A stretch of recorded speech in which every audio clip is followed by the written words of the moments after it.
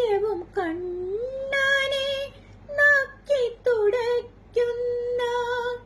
നിത്യവും കണ്ണനെ നക്കി തുടയ്ക്കുന്ന കറ്റക്കിടാവായി ഞാൻ ജനിച്ചെങ്കിൽ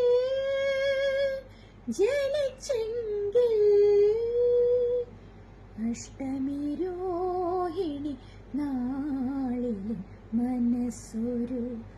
മുഗ്ധവൃന്ദാവനമായി മാറിയെങ്കിൽ,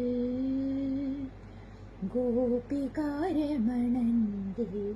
കാലടി പൂവിരിയും ഗോകുലം കാണാൻ